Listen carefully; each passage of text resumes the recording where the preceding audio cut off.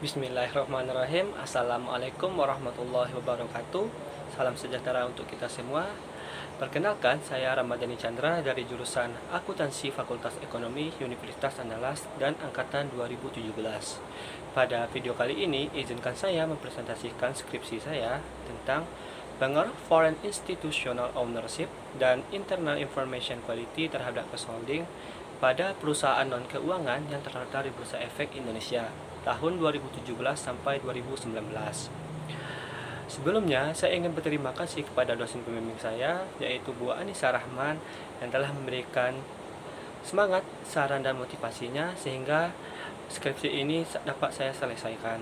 Dan kemudian kepada dosen penelaah saya nantinya yang akan memberikan kritik dan saran terbaiknya sehingga skripsi ini menjadi lebih baik ke depannya. Dan seterusnya kepada audiens yang menonton dan memperhatikan video ini, semoga mudah dimengerti. Baiklah, topik pembahasan kita pada kali ini yang pertama bab 1 pendahuluan, bab 2 tinjauan pustaka, bab 3 metode penelitian, bab 4 hasil penelitian dan pembahasan, dan bab 5 kesimpulan dan saran. Yang pertama kita masuk bab 1 yaitu dimulai dari latar belakang penelitian. Ada 5 poin penting yang melatar belakangi penelitian ini, yang dimulai dari krisis keuangan global yang terjadi pada 2008 di Amerika Serikat. Secara umum, krisis keuangan tersebut disebabkan oleh gagalnya perusahaan dalam menjaga likuiditasnya. Kejadian tersebut mengubah pandangan perusahaan akan pentingnya menjaga likuiditas. Nah, salah satu minimalisir risiko likuiditas ini yaitu dengan mengelola tingkat kas yang dipegang perusahaan atau disebut juga dengan cash holding. Di Indonesia sendiri, penelitian yang dilakukan atau survei yang dilakukan oleh Internal Labor Organization dalam program mereka ILO Score Indonesia, mereka mensurvei 571 perusahaan yang menemukan bahwa sekitar 90% perusahaan mengalami masalah keuangan. Banyak dari mereka melakukan negosiasi dengan para bank, para pemasok, dan para pekerja. Prioritas utama mereka yaitu untuk mendapatkan bantuan pemerintah dalam hal akses ke keuangan dan tanggungan dalam pembayaran pajak. Ini menunjukkan bahwa kas adalah aset yang penting bagi perusahaan dan sudah seharusnya menjadi perhatian yang besar bagi perusahaan. Nah, kebijakan mengenai cash holding ini memiliki tujuan dan motif yang berbeda-beda. Dalam penelitian ini akan fokus pada cash holding dengan perspektif precautionary motif dan agency motif. Dari sisi perspektif precautionary motif, penyimpanan kas membantu mengurangi kendala pembiayaan perusahaan dan risiko eksternal saat ketidakpastian masa depan meningkat. Nah, dari perspektif agensi motif sendiri, motif cash holding, manajer cenderung menyimpan kas daripada membagikannya kepada pemegang saham. Nah, mengatur keseimbangan jumlah kas perusahaan menjadi penting untuk dilakukan, sehingga semakin banyak perhatian dari berbagai pihak, seperti para manajer, investor, dan pihak kepentingan lainnya.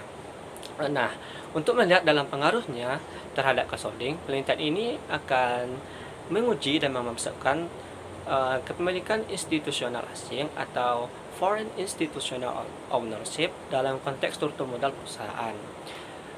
Foreign Institutional Ownership menjadi salah satu pendukung mekanisme corporate governance, di mana perusahaan dengan kepemilikan asing ini akan meningkatkan persaingan pasar di Indonesia.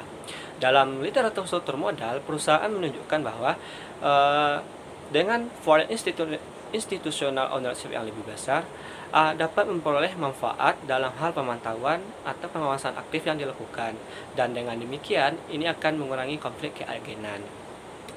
Literatur sebelumnya telah mencurahkan perhatian yang besar bagi dampak asimetri informasi antara pihak internal yaitu manajer dan pihak eksternal yaitu misalnya pemegang saham. Yang ini dalam berbagai kebijakan perusahaan, termasuk keputusan dalam memegang kas atau cash holding. Nah, namun sedikit yang diketahui tentang apakah dan bagaimana asimetri informasi dalam suatu perusahaan, misalnya antara manajer tingkat atas dengan manajer tingkat bawah, mempengaruhi kepemilikan kas perusahaan. Nah, teori keputusan menyarankan bahwa kualitas dan hasil dari keputusan yang dibuat oleh manajer didasarkan pada internal information quality yang diperoleh, yang mereka olah atau yang mereka peroleh. Nah, secara khusus, Internal Information Quality atau IIQ menyangkut komunikasi di antara para eksekutif, manajer, dan karyawan dalam perusahaan. Oleh karena itu, untuk memahami bagaimana IIQ mempengaruhi kebijakan cash perusahaan, penelitian ini mencoba mengisi kesenjangan area penelitian dengan memasukkan variabel internal information quality ini yang diukur dengan dua pengukuran, yaitu kecepatan pengumuman laba dan ada tidaknya perusahaan melakukan restatement laporan keuangan. Nah, dari latar belakang yang telah dijelaskan sebelumnya, dirumuskanlah permasalahan dalam penelitian ini, yaitu yang pertama, bagaimana pengaruh foreign institutional ownership terhadap cash holding pada perusahaan dan keuangan yang terdaftar di Bursa Efek Indonesia tahun 2017 sampai 2019. Dan yang kedua, bagaimana pengaruh internal information quality terhadap cash holding pada perusahaan dan keuangan yang terdaftar di Bursa Efek Indonesia tahun 2017 sampai 2019. Selanjutnya, tujuan dari penelitian ini. Nah, tujuan dari penelitian ini yaitu untuk menguji dan menganalisis pengaruh foreign institutional ownership terhadap cash holding pada perusahaan dan keuangan yang terdaftar di Bursa Efek Indonesia tahun 2017 sampai 2019. Tujuan penelitian yang kedua adalah untuk menguji dan menganalisis internal information quality terhadap cash holding di perusahaan non keuangan yang terdaftar di Bursa Efek Indonesia tahun 2017 sampai 2019. Nah, selanjutnya manfaat dari penelitian ini. Manfaat dari penelitian ini adalah dalam dua aspek. Yang pertama, aspek teoritis dan aspek praktisi. Dalam aspek teoritis, penelitian ini diharapkan dapat memberikan masukan untuk mengembangkan ilmu pengetahuan, khususnya di bidang manajemen keuangan. Yaitu di sini akan membahas mengenai foreign institutional ownership, internal information quality, dan cash holding, yang mana ini dapat menjadi bahan referensi, bahan perbandingan, dan penyempurnaan bagi penelitian selanjutnya. Nah, yang dari aspek praktisi, penelitian ini memberikan manfaat bagi perusahaan dalam mengelola cash holding, yang mana faktor yang diteliti ini merupakan faktor yang terbaru atau variabel yang baru, sehingga dapat memaksimalkan keuntungan dan kebijakan mengenai cash holding di perusahaan. Yang mana cash holding merupakan salah satu strategi perusahaan dalam bidang keuangan. Baiklah, selanjutnya kita akan membahas bab 2, yaitu tinjauan pustaka, yang dimulai dari landasan teori dari cash holding. Yang pertama ada teori terkait cash holding. Yang pertama, trade-off teori. Teori ini menjelaskan bahwa perusahaan menetapkan tingkat cash holding yang optimal untuk mengurangi risiko kesulitan keuangan dan untuk mempertahankan peluang investasi dari perusahaan. Yang kedua, ada pecking order teori. Nah, teori ini menunjukkan bahwa perusahaan tidak memiliki tingkat target kas tertentu, melainkan kas digunakan sebagai penyangga antara laba ditahan dan kebutuhan investasi. Selanjutnya ada agency teori. Nah, teori ini menjelaskan bahwa manajer pada perusahaan dengan peluang investasi yang buruk cenderung mempertahankan kas daripada membagikannya kepada pemegang saham. Nah, teori ini memegang dua hipotesis, yaitu free cash flow hipotesis dan risk reduction hipotesis. Nah, yang kedua, ada pengertian cash holding. Kata cash secara harfiah memiliki arti kas yang sebenarnya di tangan. Namun, manajer keuangan sering menggunakan istilah holding of cash untuk menggambarkan kas di tangan bersamaan dengan cash equivalent. Nah, menurut Banu Marti dalam penelitiannya tahun 2018, cash holding adalah uang tunai yang masuk ke dalam investasi jangka pendek, sangat liquid, yang siap dikonversi menjadi uang tunai dan memiliki risiko perubahan nilai yang tidak signifikan. Yang ketiga, ada motif dari cash holding. Dalam penelitian Betts pada tahun 2009, dia menjelaskan ada beberapa motif perusahaan dalam memegang kas. Yang pertama ada transaction motif. Motif ini menjelaskan bahwa perusahaan dapat meminimalkan biaya transaksi mereka dengan menggunakan kas, yang mana ini dapat melakukan pembayaran dalam hal transaksi dan operasional perusahaan. Yang kedua ada precautionary motif.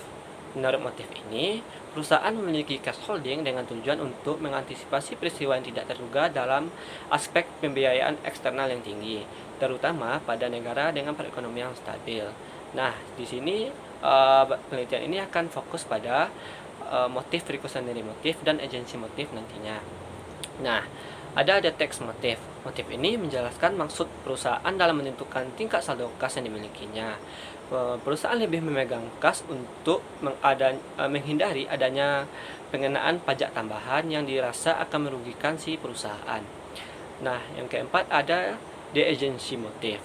Motif ini menjelaskan perusahaan memegang kas, maksudnya kas juga dipengaruhi oleh motif keagenan. Yang dimaksud di sini, agen yang dimaksud di sini adalah manajer selaku pihak yang mendapatkan wewenang dari pemegang saham untuk mengelola aset-aset perusahaan agar memberikan keuntungan bagi para pemegang saham. Nah, Jensen menjelaskan bahwa manajer mempertahankan kas yang dimiliki oleh perusahaan dan cenderung menunda melakukan pembayaran seperti dividen kepada pemegang saham. Yang mana motif ini berlaku pada saat perusahaan memiliki peluang investasi yang kecil. Nah, selanjutnya landasan teori dari Foreign Institutional Ownership. Foreign Institutional Ownership adalah bagian dari struktur kepemilikan yang mana struktur kepemilikan dibagi menjadi 5. Ada kepemilikan asing, kepemilikan pemerintah, kepemilikan institusional, kepemilikan manajerial, dan kepemilikan keluarga.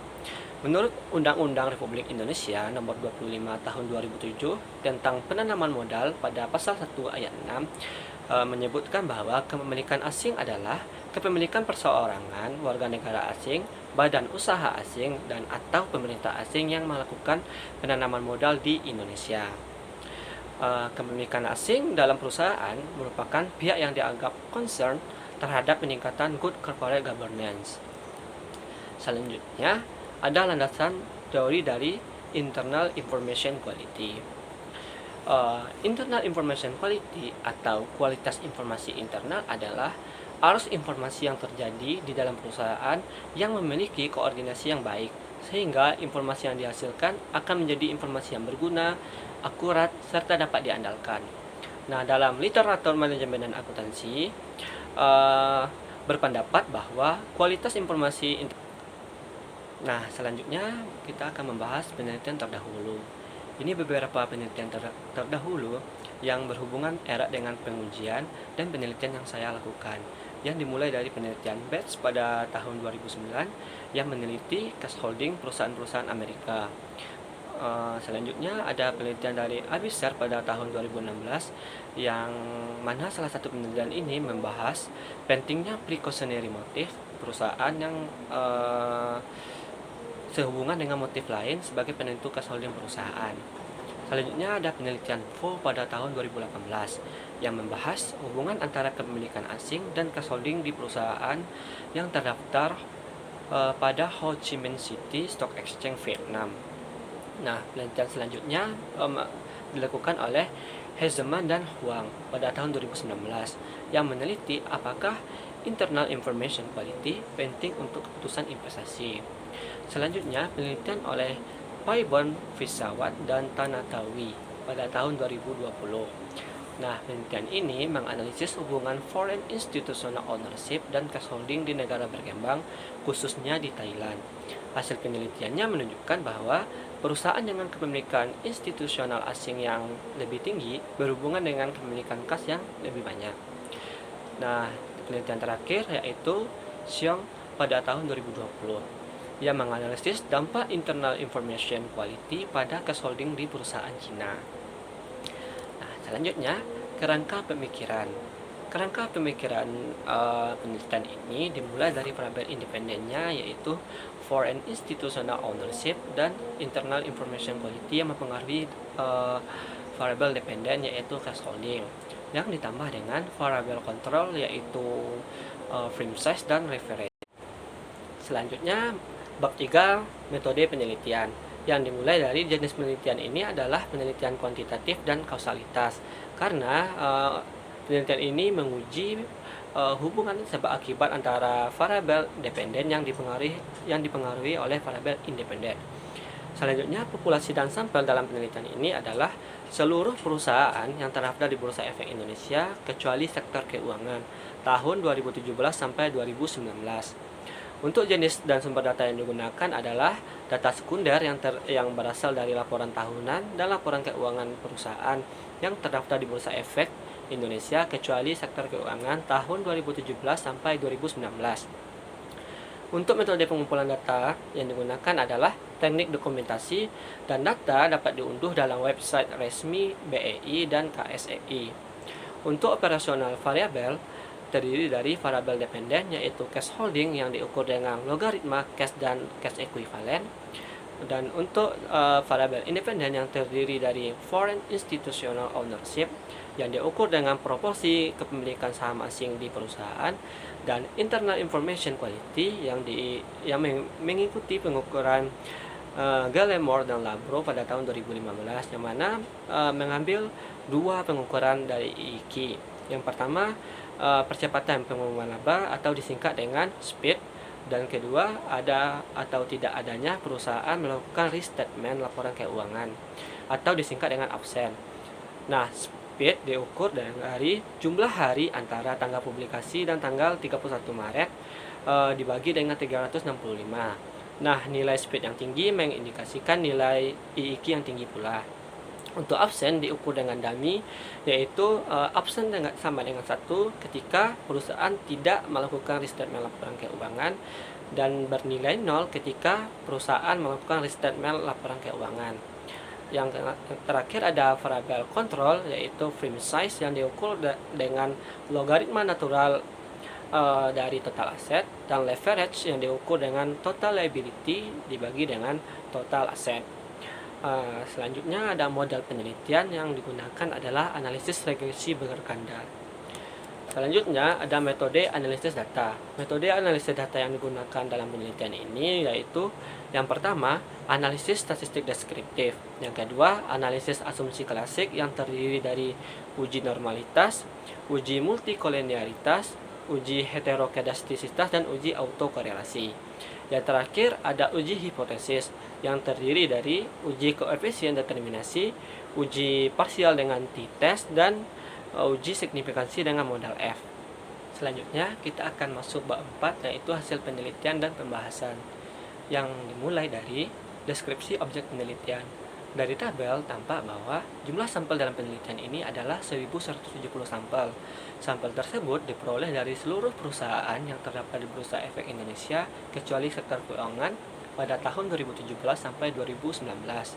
Sampel awal pada penelitian ini adalah 1482 yang didapat dari 494 perusahaan yang secara berturut-turut terdaftar di Bursa Efek Indonesia tahun 2017 sampai 2019.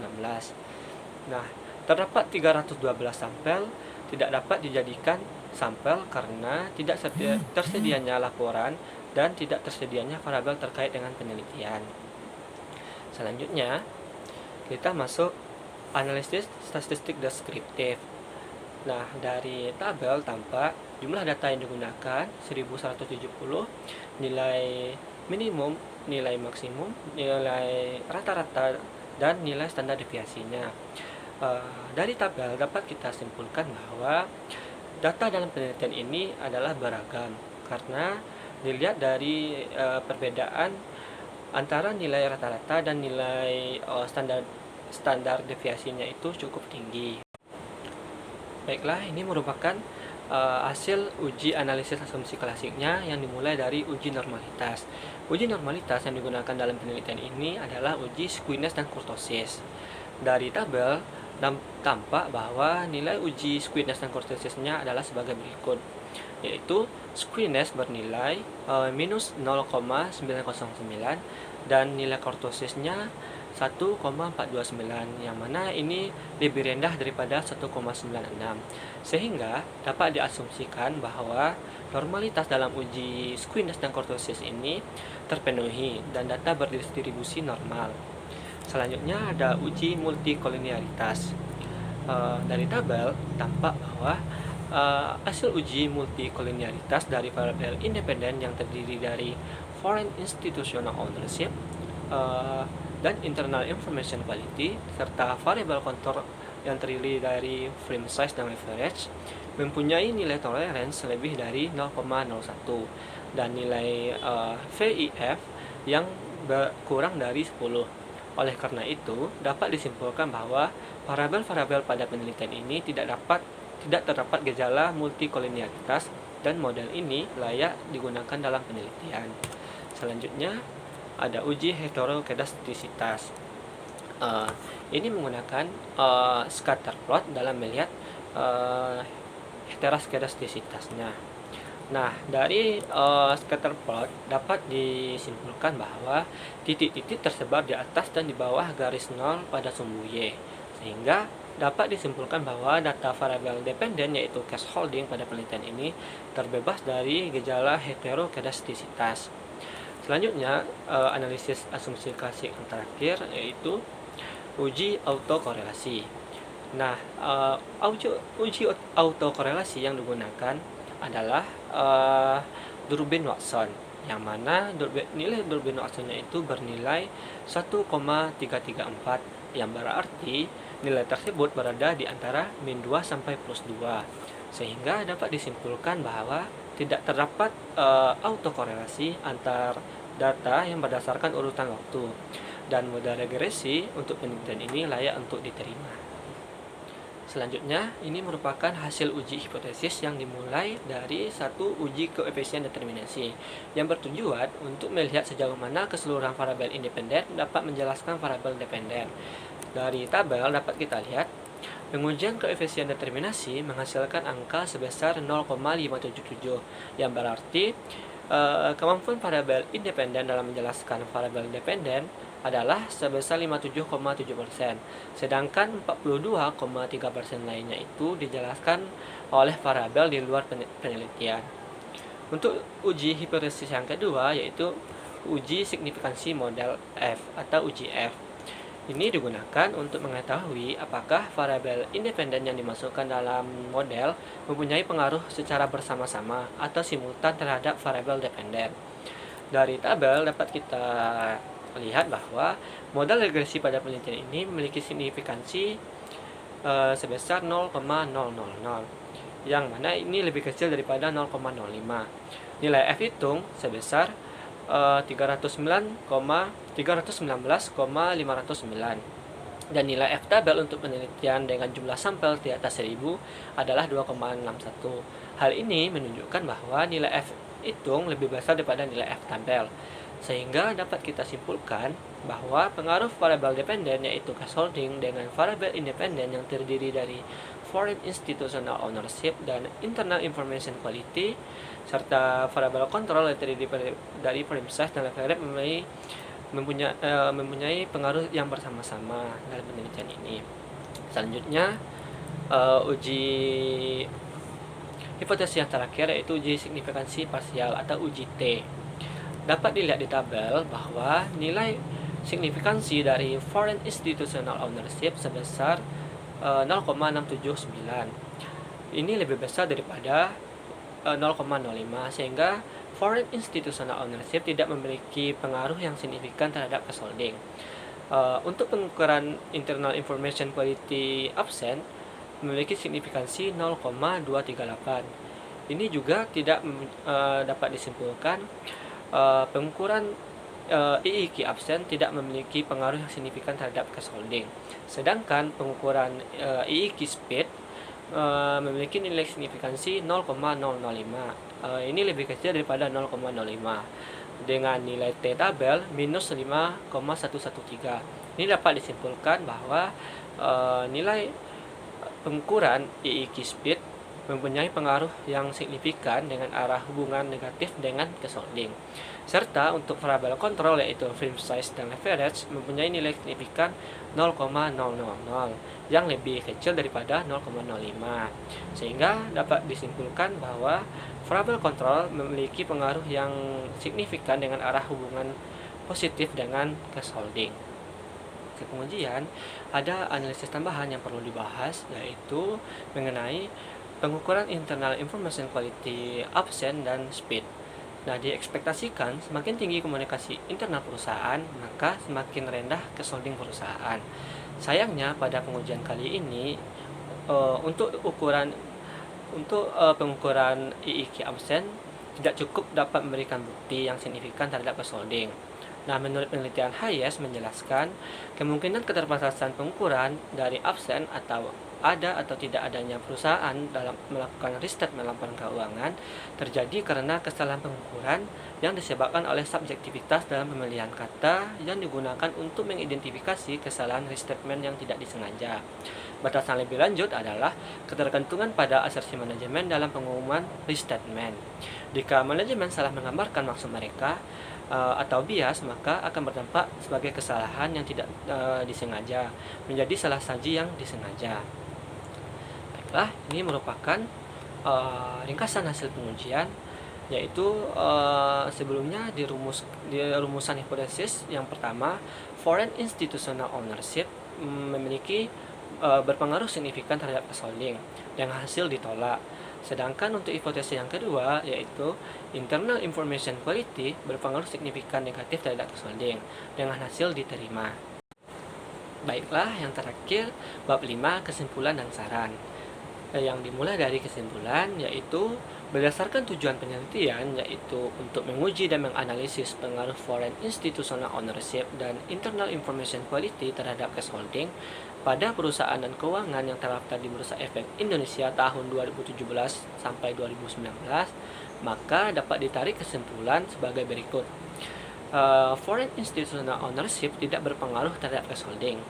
Hal ini dikarenakan penanaman modal oleh pihak institusi asing belum mampu dalam meminimalisir konflik agensi, yang mana salah satunya itu dalam pengelolaan cash holding. Untuk internal information quality memiliki pengaruh negatif terhadap cash holding. Hal ini dikarenakan internal information quality perusahaan yang tinggi cenderung memberikan informasi yang lebih andal dan tepat waktu. Pembiayaan internal dan eksternal pun menjadi efisien, sehingga lebih rendah kebutuhan kas untuk keperluan berjaga-jaga atau precautionary cash. Temuan ini mendukung agency teori dan precautionary motive.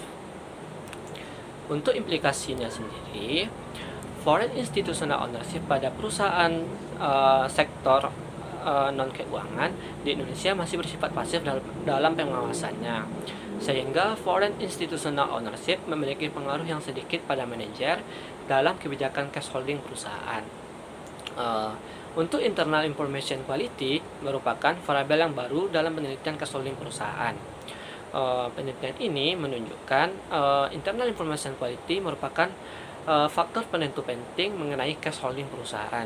Implikasinya, perusahaan dapat mempertimbangkan internal information quality yang lebih tinggi karena cenderung memberikan informasi yang lebih andal dan tepat waktu kepada pihak eksternal, yang mana ini dapat mengurangi asimetri informasi antara manajer dan pemegang saham.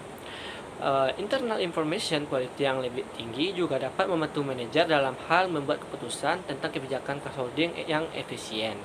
Di Indonesia sendiri, penelitian tentang cash holding belum ada yang memasukkan variabel internal information quality sejauh ini. Dengan demikian, studi ini akan menambah literatur mengenai dampak asimetri informasi terhadap cash holding. Dan terakhir, untuk keterbatasan dan saran penelitian berikutnya, penelitian ini menggunakan dua pengukuran internal information quality, yaitu percepatan pengumuman laba dan ada atau tidak adanya perusahaan melakukan restatement. Penambahan pengukuran internal information quality disarankan untuk meningkatkan kualitas perhitungan dari internal information quality. Untuk selanjutnya, periode penelitian ini selama 3 tahun, yaitu dari tahun 2017 sampai 2019. Rentang waktu yang berbeda mungkin bisa mempengaruhi hasil penelitian.